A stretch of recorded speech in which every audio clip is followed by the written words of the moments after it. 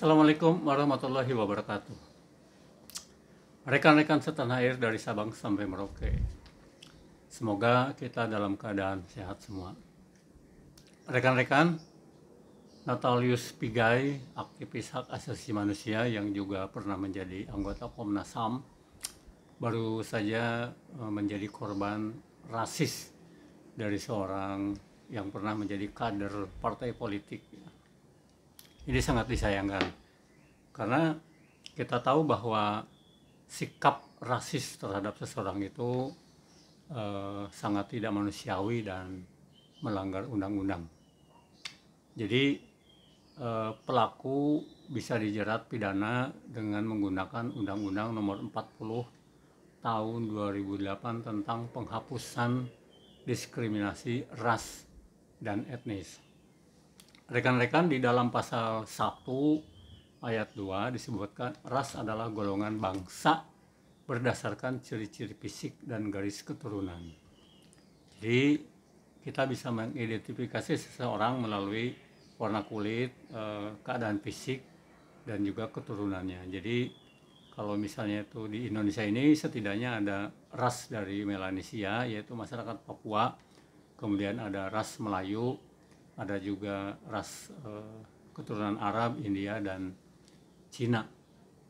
Nah, rekan-rekan, itu definisi ras ya. Kemudian pelaku ras itu bisa dijerat pidana karena melakukan tindakan diskriminatif. Apa itu tindakan diskriminatif? Di dalam pasal 4 disebutkan tindakan diskriminatif ras dan etnis, yaitu berupa A. Memperlakukan pembedaan, pengecualian, pembatasan atau pemilihan berdasarkan pada ras dan etnis yang mengakibatkan pencabutan atau pengurangan pengakuan, perolehan atau pelaksanaan hak asasi manusia dan kebebasan dasar dalam kesetaraan di bidang sipil, politik, ekonomi, sosial, dan budaya. Atau B.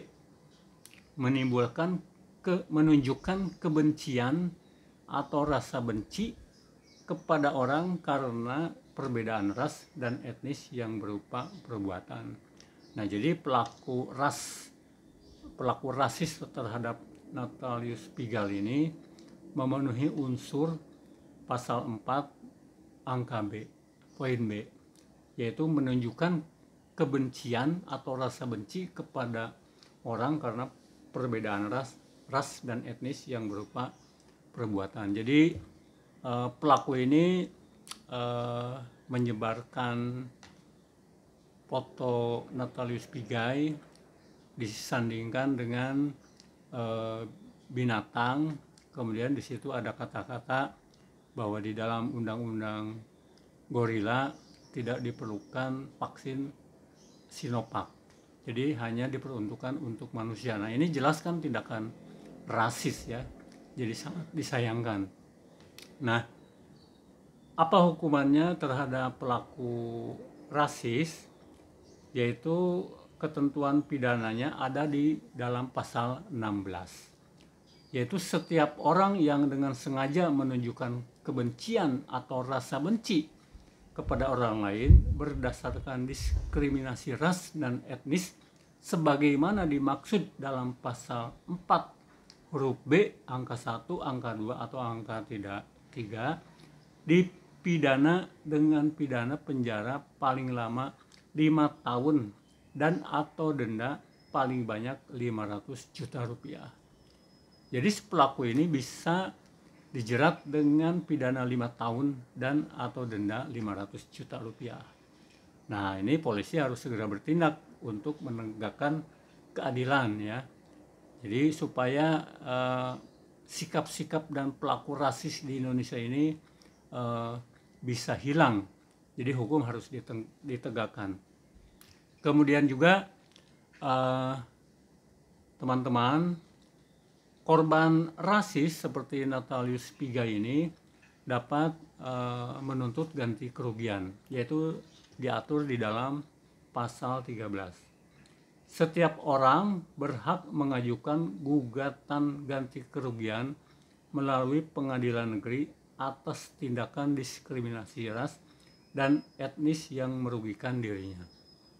Jadi Natalius Pigai ini bisa mengajukan gugatan kepada pelaku melalui pengadilan. Ya, nanti pengadilan yang akan memvonis apakah pelaku ini divonis untuk mengganti rugi, berapa ganti ruginya, itu tergantung dari pengadilan. Nah, jadi kita harus berhati-hati karena sikap atau perbuatan rasis ini seperti seperti dianggap sepele, padahal akibatnya ini sangat fatal, yaitu kita bisa dipidana, bisa didenda 500 juta ya, pidananya 5 tahun, cukup lama, dan juga ini menyebarkan virus yang berbahaya kepada orang lain. Jadi nanti ikut-ikutan orang lain bersikap rasis. Nah, rekan-rekan, kita ini dilahirkan ke alam dunia ya. Manusia ini dilahirkan ke dunia dengan bermacam-macam adat, dengan perbedaan kulit, fisik, kemudian juga bahasa ya, kebudayaan. Ini adalah hukum ilahiyah, hukum Tuhan. Jadi memang manusia ini lahir ke dunia dengan segala macam perbedaan. Ada yang hidungnya mancung, ada yang hidungnya pesek, ada yang kulitnya putih, ada yang sawo matang, ada yang kulitnya hitam, ada yang bibirnya tebal, ada yang tipis, ada yang matanya bulat, ada yang sipit. Jadi itu hukum ilahiyah, tetapi martabat manusia ini sama ya. Di mata hukum, di mata Tuhan sama. Derajat manusia ini sama, tidak ditentukan oleh perbedaan-perbedaan fisik, kulit, daerah, bahasa, dan asal-usul. Kita ini sama, punya hak yang sama di dalam beraktivitas dan segala kehidupan. Hak politik sama, hak untuk mendapatkan penghidupan juga sama. Jadi tidak ada perbedaan-perbedaan yang sifatnya ras ataupun agama ataupun apa yang sifatnya sara.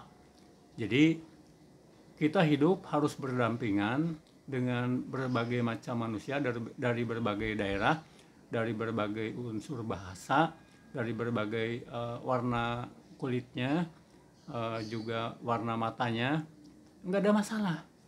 Kita harus bisa hidup berdampingan, dan disitulah rahmatan lil alamin, bahwa Tuhan ini menghendaki kita bisa bergaul dengan sesama manusia walaupun kita penuh dengan perbedaan. Demikian analisis hukum 10 menit bedah hukum. Salam merdeka, salam independen. Sehat selalu.